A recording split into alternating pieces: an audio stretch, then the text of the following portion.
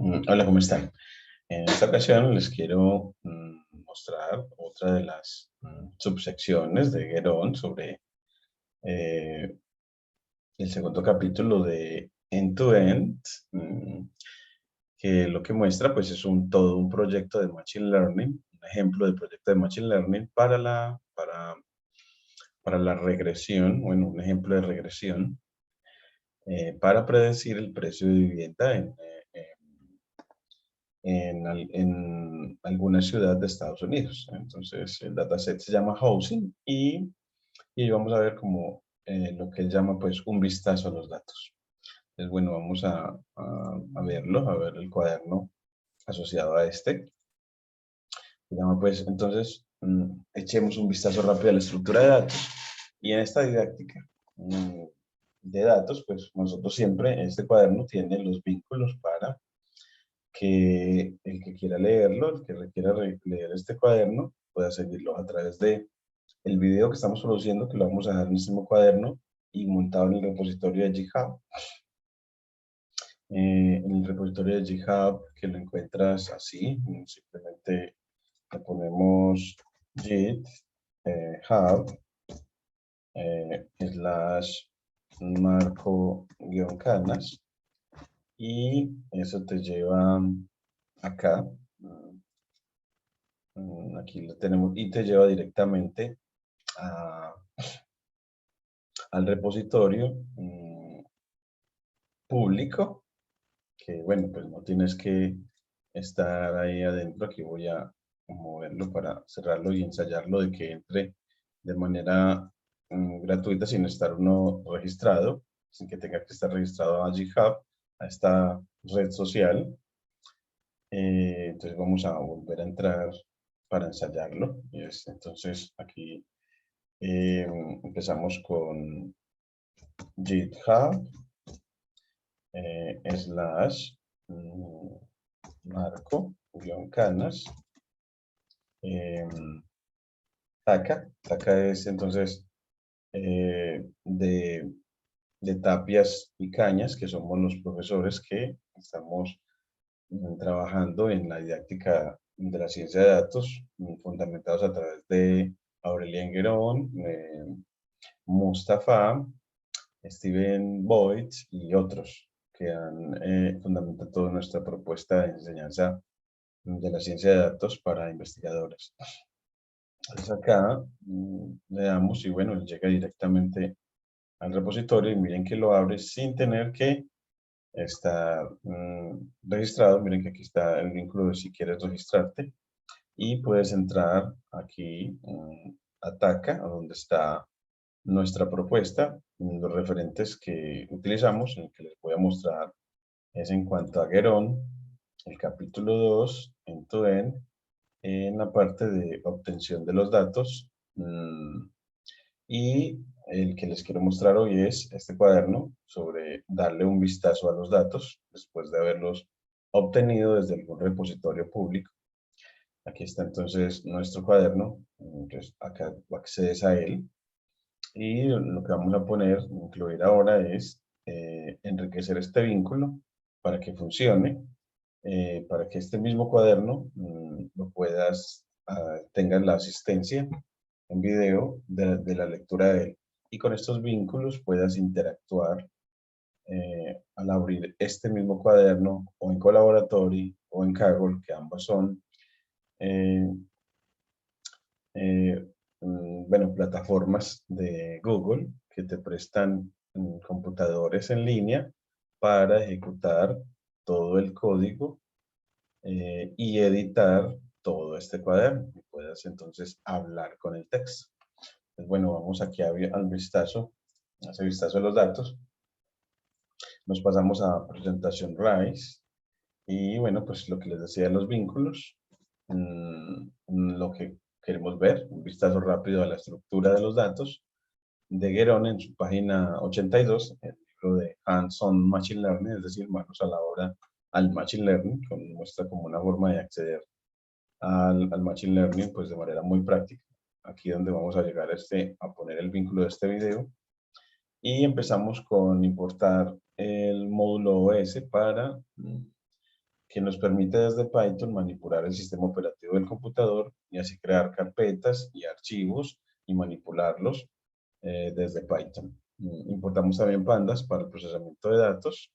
Vamos a correr este primer código y luego definimos la variable hostingPath en mayúscula, cuyo valor sea el camino del directorio que contiene nuestro dataset, el que queremos bajar, en este caso el repositorio de GitHub, como una forma de enseñar y cómo obtiene los datos, si se están en un repositorio público. Entonces aquí te muestra Gerón cómo. Primero declaras, como te decía, esta variable hostingPath con toda la dirección de ubicación de los datos. En este caso, esos datos están, como les mostraba,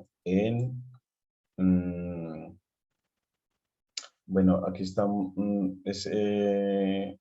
yo debería ponerles el hosting path. En este caso, como se quieren bajar esos datos del repositorio público, el hosting path es la ubicación en el computador donde quieres dejar esos datos. Entonces aquí los vamos a dejar en C user usuario desktop tacker ref geron chap 2, perdón, en la sección 3 sobre obtención de datos, get data, ml housing, dataset housing.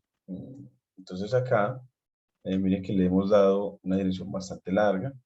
No tiene que ser así, uno puede dejar eso en el escritorio, dejarlo hasta acá la dirección, pero hosting path es simplemente la ubicación en donde quieres ubicar el dataset en tu computador. Entonces acá lo corremos, así ya creamos la variable y ahora con os.changedir o chdir, lo que haces es ubicar este cuaderno en el punto donde van a estar los datos. Entonces lo ubicamos precisamente en esa misma dirección al cuaderno. Miren que entonces aquí dataset housings hasta el directorio housing donde queremos guardar los datos. Entonces, aquí está simplemente ubicar el cuaderno en esa dirección. Corremos. Y luego le decimos, bueno, confírmeme que estamos en esa dirección a través de getCWD, que es para obtener el directorio de trabajo actual. Entonces, aludiendo a get current working directory, es decir, obtener el directorio de trabajo actual. Entonces, miren que cuando lo corro, efectivamente me muestra que estamos en user usuario de StockTaka, refgeron chat2, 3geron data, ml housing, dataset housing. Ahí es donde queremos trabajar, donde la carpeta donde va a ser alojado el dataset es esta, housing, de vivienda, que va a alojar los datos sobre vivienda de alguna ciudad de Estados Unidos. Y construimos una función que crea un data frame. En este caso, el data frame, esa función crear data frames, efectivamente eso es lo que va a retornar con la función pd.read_csv, va a leer, esa es la función que nos crea el data frames, a leer este csv path, que ese csv path lo crea con el módulo s juntando al hosting path que creamos antes y con el archivo hosting csv que contiene nuestro dataset. Entonces, en definitiva, esta parte de visualización de los datos, yo ya había bajado el hosting csv, el archivo csv con los datos. Entonces, lo único que está haciendo esta función es tomar ese dataset que ya se bajó del repositorio público para convertirlo en data frame. Entonces, aquí simplemente lo hacemos y esta función devuelve un objeto data frame de Pandas que contiene todos los datos. Ahora la llamamos y ese data frame lo vamos a guardar en la variable housing. Y ya cuando lo queremos ver, al menos las primeras 5 filas del data frame, se utiliza el método head. Este método head, yo aquí le voy a poner delimitando con comillas, las tilde invertida, no la tilde vertical, que delimita a Head, al método Head, para que me lo ponga en tipografía Python. Y así vamos a echar un vistazo a las 5 primeras filas del data frame utilizando el método Head, aplicado pues al data frames. Entonces aquí le decimos, bueno, aquí si llamo housing solito, miren como todo lo que me muestra. Pero si pongo housing.head, el método con los paréntesis, me muestra solo las 5 primeras filas indexando desde el 0. Y nos muestra pues los primeros atributos, latitud, longitud, housing median age, total rooms, total bedroom, population. Bueno, aquí vamos a ver cuál es más. Aquí, vamos a ver aquí. Y el ingreso medio, median income, median house value y el océano proximity, es decir, como si es muy próxima o cercana a la casa, al océano. Que eso también va a tener en cuenta, es un atributo a tener en cuenta para el valor de la casa. Entonces aquí nos muestra pues entonces los atributos que son los nombres de las columnas y cada fila es un estado y habla sobre la vivienda, sobre diferentes, la ubicación de la vivienda, la edad media de las viviendas en ese estado, el total de salas promedio en ese estado, de las casas, el total de habitaciones, habitaciones en ese estado, de las casas, la población, qué población tiene, qué población hay en ese estado y demás.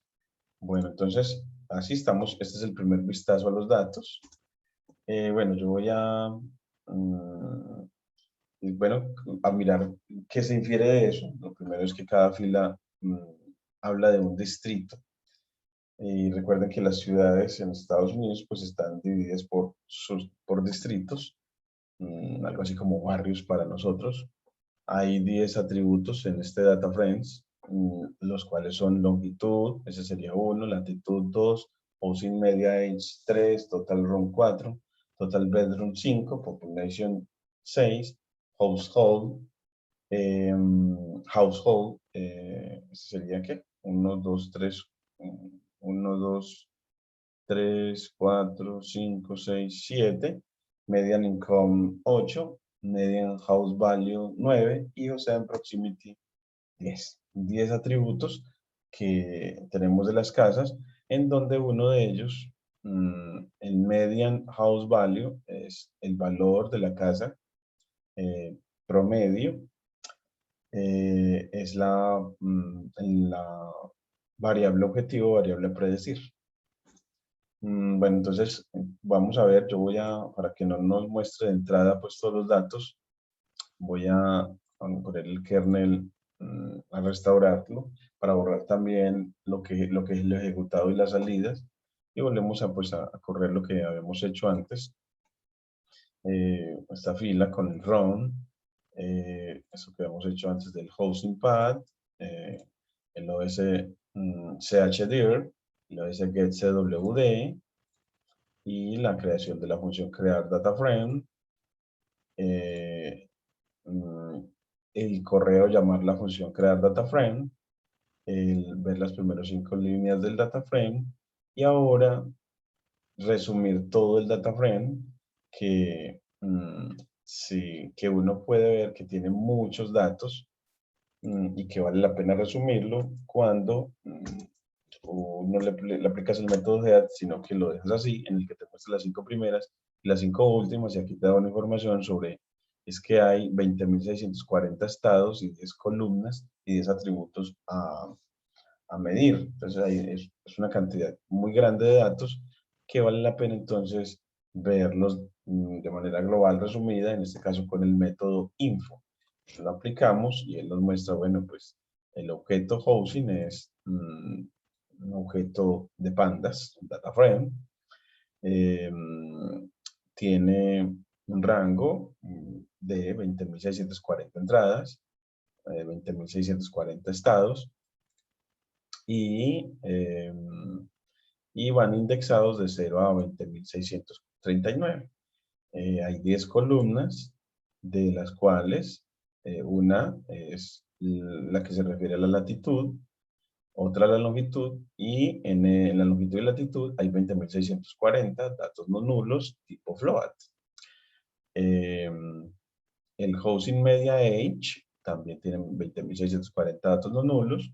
Y hay uno aquí, el Total Bedrooms, que nos muestra que no hay 20.640 datos no nulos, sino menos, es decir, hay estados para los que no tenemos información sobre el total de habitaciones. Entonces hay datos nulos en esa columna.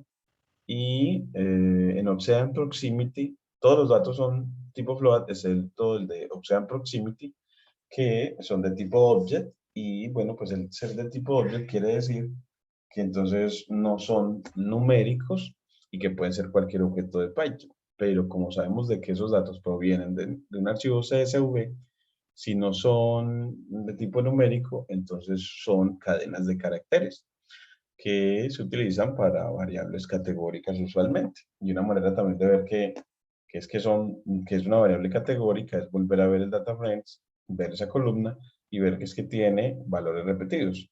Nearby, inland, miremos que a mí me gusta siempre como ver acá, y ese nearby y island, ¿qué significará? Me gusta esa parte como revisarla mm, para enriquecerme también de vocabulario, near de cerca a la bahía, y, y el otro, se me olvida, y el otro es inland. Inland, aquí borremos este. El de Taka ya también lo podemos cerrar. Y, mm, y acá, pues, el otro sería, miremos a ver qué tal. Se nos el vistazo a los datos. El otro es inland, siempre me olvida. Inland, que está en el interior. Entonces, si la observación es inland, es que es la casa, está en el interior, es decir, está cerca, no está cerca a la costa o al océano. Mientras que si la observación es near base, que está cerca a la bahía, está cerca al océano, por ende, y uno precisa inland, bueno, y acá pues seguimos en nuestra observación. Entonces ya sí sabemos de que Ocean Proximity es una variable categórica que en Python ya luego veremos de que hay que codificarla para volverla una variable numérica, categórica numérica, va a ser un proceso de codificación de esa variable para hacer todo el proceso de Machine Learning, porque en Python las variables categóricas deben de codificarse para poder hacer la predicción. Y el trabajo de los datos nulos que hay en Total Bedroom, también, eso también hay que hacerlo después. Entonces, esta visualización nos permite ir viendo qué es lo que debemos seguir haciendo en este proceso de Machine Learning con los datos para poder obtener una mejor modelación y predicción de, en este caso, el precio de vivienda. Hacer un proceso de regresión correcto. Es bueno, después nos da un resumen total de que los tipos de datos son 9 de tipo float o 9 atributos de tipo float, numéricos, números reales, y un solo atributo de tipo object. Y bueno, nos dice un tamaño de los datos, del dataset completo, nos lo estima en 1.6 megabytes. Y bueno, otra vez, como hemos dicho, hay 20.640 instancias en el conjunto de datos. Volvamos otra vez a la presentación RISE. Y lo que significa que es un dataset bastante pequeño para los estándares de Machine Learning, dado que Pandas y demás, que para el procesamiento de datos está diseñado para colecciones de datos de más de 1.000.000, de tamaños muy grandes. Excel también puede hacerlo, pero Excel sirve para colecciones o datasets más pequeños. Usualmente se recomienda de que el dataset para trabajar en Excel sea con menos de 1.000.000 de instancias. Mientras que con Python y la librería asociada a Python, que es Pandas y demás, todo el Machine Learning se puede hacer desde acá para tamaños mucho más grandes.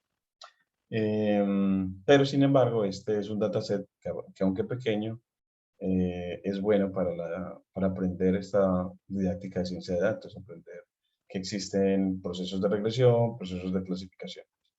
Y bueno, habíamos dicho que existía el atributo total bedrooms, que tiene solo 20.433 valores no nulos, lo que significa que tiene 200 distritos que carecen de esta característica, 207. Tendremos que ocuparnos pues de eso, de esos valores nulos. Más tarde, usualmente en Machine Learning, los valores nulos hay que imputarlos, hacerle un tratamiento para llenar esos espacios para que la predicción sea correcta y podamos hacer el proceso. Dado que los valores nulos, tenemos que dejarle algo para poder que Python pueda manipular esos espacios y hacer una buena predicción. Y todos los atributos son numéricos, excepto el del campo Ocean Proximity, como hemos visto, y su tipo es object, y como hemos dicho, debe entonces contener algún objeto de Python, pero como se cargaron esos datos desde un archivo CSV, es decir, de datos separados por coma, pues se sabe entonces que debe ser un atributo de texto. Y cuando miro las 5 filas superiores, probablemente noto que los valores en la columna Ocean Proximity eran repetitivos, lo que significa probablemente que sea un atributo categórico. Puede averiguar en esa variable categórica, bueno, qué subcategorías hay. En realidad yo lo llamaría subcategorías. ¿Qué subcategorías existen y cuántos distritos pertenecen a cada categoría utilizando el método value count? Entonces, value count viene a ser como una herramienta muy buena para las variables categóricas y saber entonces qué subcategorías tienen y cuántas veces se repiten. Entonces, aquí lo vamos a aplicar. Entonces, a housing, en cuanto a Ocean Proximity, esta forma de indexación, aplicamos el método value count, corremos y él nos dice, bueno, vean, hay un valor UH, 1H Ocean o menos 1H Ocean, de pronto como de pronto una distancia, hay una distancia de menos de 1H al océano y cuántos estados están a una distancia menor a 1H del océano, pues 9.136.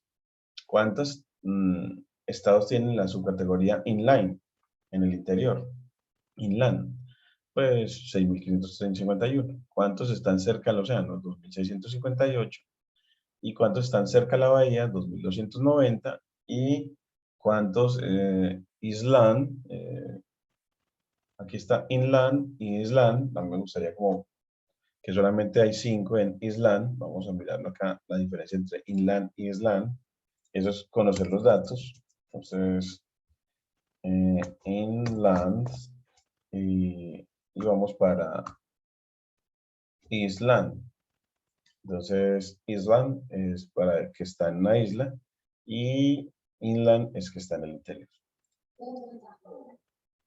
Se pronuncian inland, island, o algo así. La pronunciación siempre es un poquito más difícil. Bueno, entonces, así ya tenemos la importancia de value counts para resumir a las variables categóricas. Y ahora veamos otros campos y es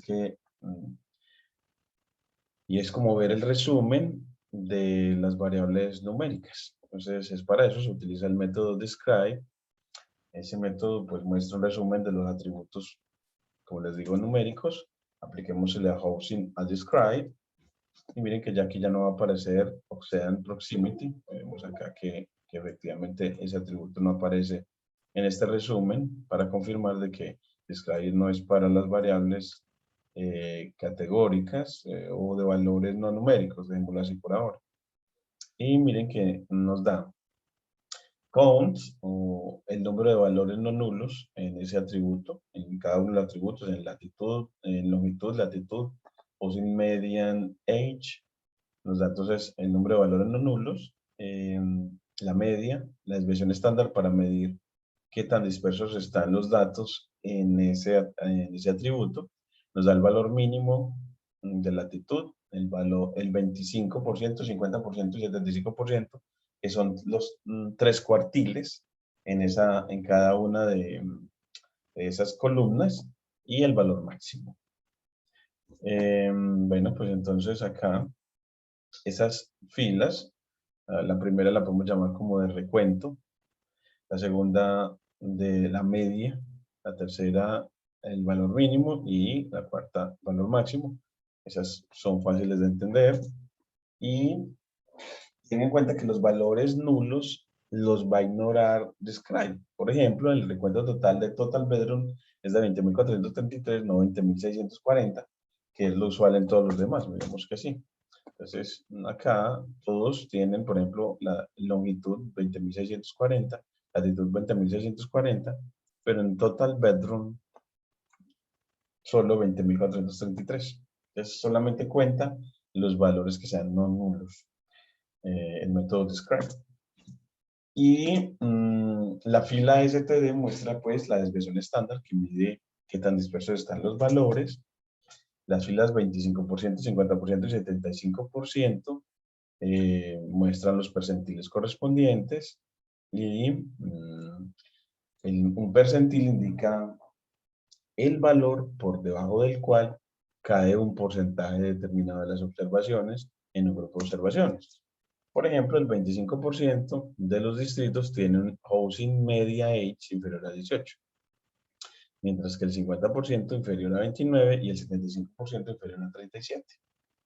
El housing media age, o sea, una edad media de la vivienda. Entonces, el 25% de los estados tienen una edad media menor o igual a 18 años, el 50% una edad media menor o igual a 29 y el 75% una edad media menor o igual a 37 años. Estos a menudo se denominan percentil 25 o primer cuartil, mediana, y el percentil 75, tercer cuartil. Otra forma rápida de tener una idea del tipo de datos con los que estamos tratando es trazar un histograma.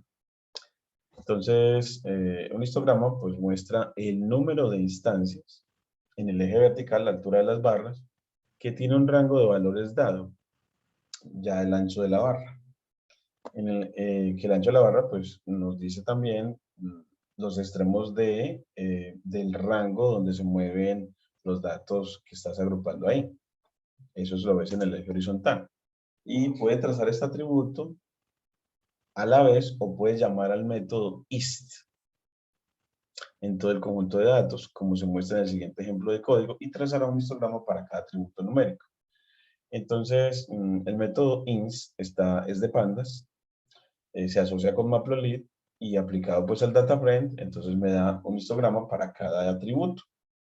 Entonces nos va a hacer una matriz de histogramas, donde la diagonal principal nos va a poner para cada atributo es un diagrama de dispersión. Entonces aquí, miremos, entonces el código será porcentaje Matplotlib inline para que utilice el backend de Jupyter asociado a este cuaderno y así el gráfico quede en las líneas del cuaderno. Y vamos a importar entonces a matplotlib.pyplot como PLT y al housing, al DataFrame housing, le aplicamos el método IST con atributos bins 50 para decirle, bueno, quiero 50 barras y el tamaño de todo ese arreglo de histogramas sea de 20 por 15, un tamaño más o menos grande. Quererle poner más bien de 21, no sé, dejémoslo por 15 como está, o sea que la altura la dejemos igual, pero le damos mayor ancho, PLT show, en los cuadernos no es necesario, si lo corres en otro lugar, en Atom o demás, el PLT Show sí se requiere para decirle, bueno, ahora sí muéstrame el gráfico. Y acá lo corres. Y se demora un ratico, mire que no lo hace. Y voy a mostrarlo saliéndome la presentación y quitándole un poquitico de tamaño para ver todo el arreglo, que recuerden que ese histograma tendría que tener, es un histograma para las variables numéricas, entonces tienes 9 histogramas, entonces miren que para longitud, latitud, housing media age, total room, total bedroom, population, housing hold, median income y median house value. Este housing hold es como los halls de las casas, como las salas de estar. ¿Cuántas salas tienen? Miremos que sí. House hold, la sala de estar, o la sala. Housing holds, pues holds. Y es ingreso familiar, electrodomésticos, housing hold, housing income, housing shorts. Aquí lo traducen como familiar. Yo lo entendería como la sala de estar. Housing holds, housing hold. Household. Bueno, entonces acá habría que buscarlo en Word Reference para ver cómo lo traduce mejor. Eso también va en el conocimiento de los datos para saber qué significa cada atributo. Word Reference. Word Reference. Reference.com. Y le pedimos que nos diga, bueno, qué significa household. Bueno, aquí no lo sugiere. Y nos dice que eso significa gente. De pronto esto está hablando como de número de familiares. Y aquí en los ejemplos que nos da, nos vamos a tener una reunión y todas las familiares, bueno, estarán en la noche, con todos los familiares en la noche.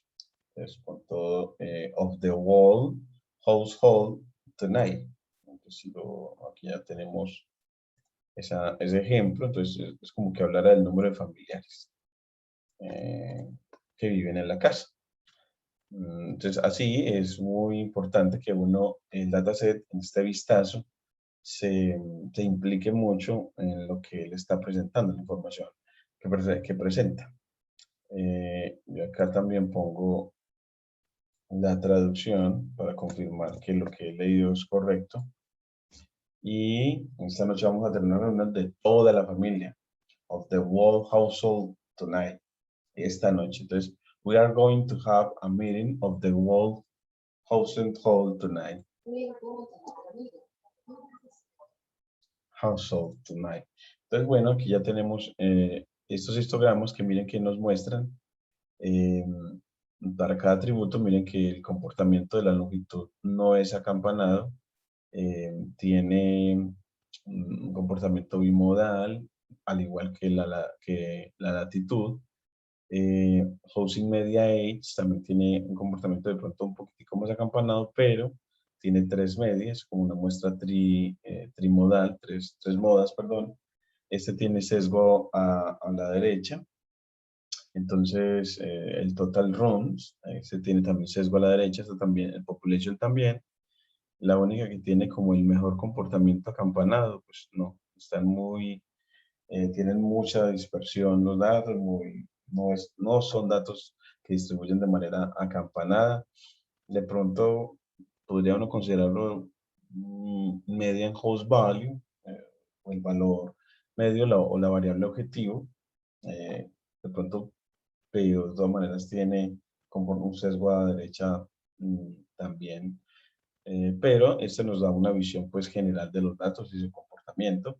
Y nos muestra también que, por ejemplo, la longitud se mueve en datos desde menos, vamos a Bueno, desde datos negativos, menos 1.24 o menos 124 hasta 114, hasta menos 114, entonces con valores negativos, mientras que la latitud se mueve con valores algo así como desde 30 hasta 40. Entonces, esta se mueve en valores negativos, esta en valores positivos. Esta, la Housing Media Age, con valores positivos, pero entre 0 y 50. Esta con valores ya, con valores muy grandes, de 0, el gráfico está de 0 hasta 40.000. Aunque hay los valores más altos no se están siendo asumidos, es decir, el total de salas. No hay muchas instancias o estados que tengan un número de salas muy alto. Y total bedrooms también se mueve entre valores también no tan grandes, pero sí grandes. Pero mire que entonces, mientras que estos se mueven entre valores menores que 100, estos se mueven entre valores mayores que 1000, estos entre valores mayores que, mucho mayores que 1000, este entre valores muy pequeños, y eso, el que las variables se muevan entre valores tan dispersos, también genera problemas para el Machine Learning, y es este histograma el que nos permite verlo para hacer un tratamiento posterior, para corregir eso, para ayudarle al algoritmo a que sea más eficiente en sus predicciones.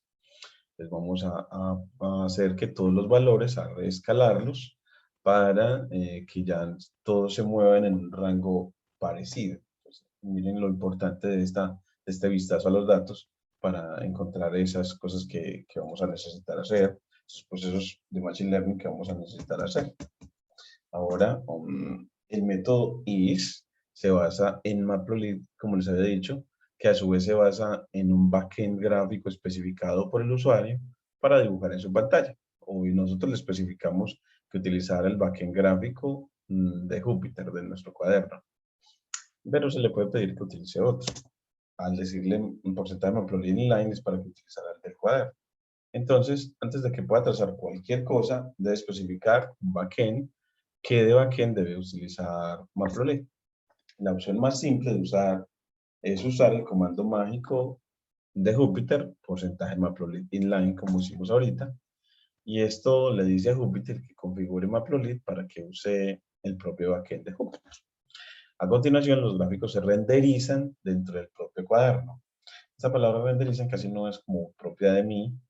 Ese de renderizar, me gusta como buscarla.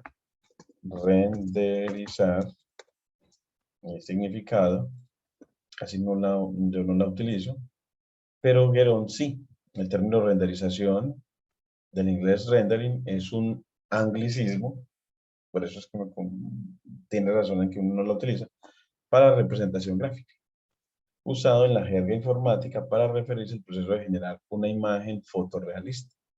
No a partir del modelo, o no a partir de un modelo 2D o 3D, o en lo que colectivamente podría llamarse un archivo de escena por medio de programas informáticos. De renderizar, entonces, lo podríamos aludir como a graficar, eh, utilizando pues programación, en este caso programación, la programación asociada a la ciencia de datos, en este caso con Python. Entonces, a continuación, pues los gráficos se renderizan o se hacen dentro del propio cuaderno, y tenga en cuenta que llamar a show es opcional cuando se trabaja en el cuaderno, ya que Jupyter mostrará automáticamente los gráficos usando cuando se ejecute la celda. Hay algunas cosas que pueden notar en estos histogramas. Primero, algunas cosas que ya habíamos dicho antes, es que el atributo de ingreso mediano, o ingreso medio, median income, no parece estar expresado en dólares estadounidenses. Esa es una de las observaciones que nos dice Guerón. No parece estar expresado en dólares estadounidenses, miremos por qué. Siendo que es un ingreso median income. Como aquí, este es entre paréntesis su significado, pero el atributo allá lo tenemos como delimitado entre tildes invertidas, median income. Miremos por qué lo afirma esto Guerón. Bajemos a nuestro cuaderno y separemos esta lineacita. Me gusta como que no quede tan cargada las diapositivas. Y vamos a Median Income. Es Median Income, míralo aquí, se mueve con valores demasiado pequeños, siendo que es un ingreso de dinero. Y por lo general, pues los ingresos de las personas, el ingreso medio, no van a ser números de 2, no pueden ser dólares, o solo $14. Y más aún que los americanos a veces hablan de ingresos en cuanto a lo que ganan anualmente. Entonces, Guerol nos dice que después de consultar, volvemos a nuestra presentación RAIS, que después de consultar al equipo que recopiló los datos, este le informa que los datos se han escalado y limitado a 15, como máximo 15. En realidad, eso significará 15.0001 para los ingresos medios más altos y 0.5 en realidad, 0.4999 para los ingresos medios más bajos. Entonces, los valores se dejaron entonces entre 0 y 15 como máximo, bueno, como mínimo 0 y como máximo 15. Se han escalado los datos. Eso es una de las cosas que puede pasar en ciencia de datos, como para no escribir tantos ceros, para no escribir números tan grandes. Los números representan aproximadamente decenas de miles de dólares.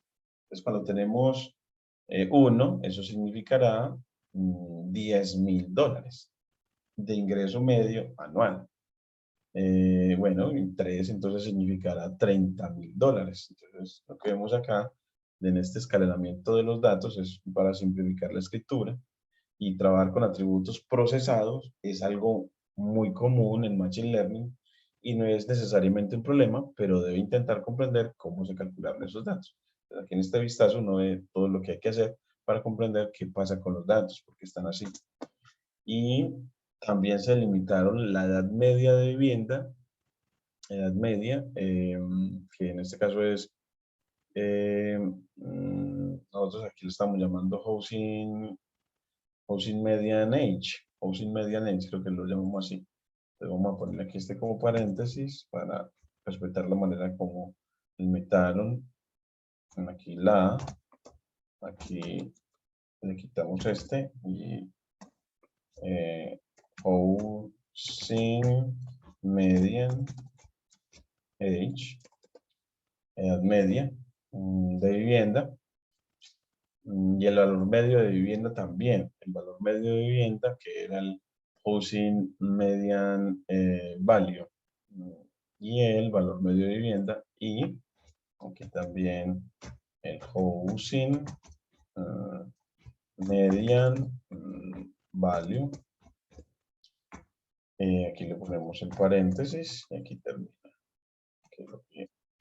Para ponerlo en los nombres como está en el dataset. Aunque eso también se puede cambiar. Va a español, para que los atributos queden nombrados en español. Este último puede ser un problema grave, el de limitar esos valores. Este último, el de Housing Median Value, porque Housing Median Value, el manipularlo es manipular a la variable objetivo y eso hace que el algoritmo de aprendizaje entonces como que dijera que para sus predicciones que no puede pasar de cierto valor para las casas. Entonces, sus algoritmos de aprendizaje automático pueden aprender que los precios nunca vayan más allá de ese límite. Si usted limita la variable objetivo, pues el algoritmo entonces aprenderá que los valores de las casas a predecir nunca pueden pasar cierto valor. Y eso en la realidad no era cierto. Lo que pasó fue que cuando recopilaron los datos la limitaron. Entonces, en esa parte se recomienda ser muy delicado en eso. Y Guerol nos recomienda, pues vea, mejor debe consultar con el equipo del cliente, el equipo que utilizará la salida del sistema, para ver si esto es un problema o no. Entonces, cuando le entregues ese proceso de Machine Learning, ese modelo predictivo a la persona que te contrató, pues le dices si el que considere esa limitante, el limitar la variable objetivo, es un problema, pues entonces debes hacer algo. Entonces, si le dicen que necesitan predicciones precisas, incluso más allá de los $500,000, entonces tiene dos opciones. Reúna las etiquetas adecuadas para los distritos cuyas etiquetas fueron tapadas, elimine esos distritos del conjunto de capacitación o entrenamiento y también del conjunto de prueba, ya que su sistema no debe evaluarse mal si predice valores superiores a 500,000. Entonces, esa opción, el que digan que necesitan predicciones precisas, entonces te obliga a que el conjunto nosotros lo llamamos de entrenamiento, el conjunto de entrenamiento y el conjunto de prueba o testeo, entonces de entrenamiento, de train, o el train set, en el conjunto de entrenamiento, vamos a ponerle train, bueno, pero entre comillas, el train set, conjunto de entrenamiento, y también el conjunto de prueba, el test set, conjunto de prueba o test set, el test set, ya que su sistema no debe evaluarse mal si predice valores superiores a 500,000. En cambio, si lo dejamos así limitado, entonces si hace una predicción superior, pues entonces va a decir que en el testeo que ese es un problema o un valor incorrecto. Entonces aquí, estos atributos tienen escalas, bueno, esa es ese es el tratamiento que podemos hacer en ese caso. Y otra cosa en el histograma que vemos es que los atributos tienen escalas muy diferentes, unas variables con valores muy, muy grandes y otras con valores muy pequeños. Discutiremos esto más adelante en este capítulo cuando exploremos el escalado de características. Y algunos con valores negativos, otros con valores positivos. Esas formas tan diversas para el proceso de predicción también generan problemas, entonces hay que unificar. Y por último, aquí me quedó la diapositiva muy cargada, entonces bajamos de la presentación y cortamos estas líneas para en líneas del cuaderno diferentes con Control Shift menos o guión. Y mira que volvemos a nuestra presentación raíz. Y lo último es que muchos histogramas tienen una gran cola, como vemos ahora. Se extienden mucho más a la derecha de la mediana que a la izquierda. Se extienden mucho más a la derecha que la mediana. Entonces, que están aquí muy aglomerados alrededor de la mediana, los valores, hay muchos que se extienden mucho más allá. Es lo que tenemos en colas a la derecha. Tenemos muchas colas a la derecha en este caso. Entonces, muchos histogramas tienen una gran cola, se extienden mucho a la derecha, a la mediana, que a la izquierda. Y esto puede hacer que sea un poco difícil para algunos algoritmos de aprendizaje automático detectar patrones. Así se vuelve difícil detectar patrones. Intentaremos transformar estos atributos más adelante para tener distribuciones más acampanadas. Es de esperar que ahora comprenda mejor el tipo de datos que está tratando. Y la advertencia es, antes de seguir analizando los datos, debe crear un conjunto de prueba y dejarlo a un lado y no mirarlo nunca. Entonces, el siguiente video que vamos a hacer es, y ahora ya creemos ese conjunto de prueba. Vamos a hacer el create test data. Create test data o crear un conjunto de prueba. Entonces, ¿qué es? Porque vamos a trabajar para la modelación con el conjunto de entrenamiento y el conjunto de prueba va a ser el que nos va a permitir evaluar si el modelo es correcto o qué tan eficiente es en la predicción. Y eso es hasta aquí donde termina la parte de visualización. Entonces vamos después a ver el Create Data Set, al crear ese conjunto de entrenamiento. Muchas gracias.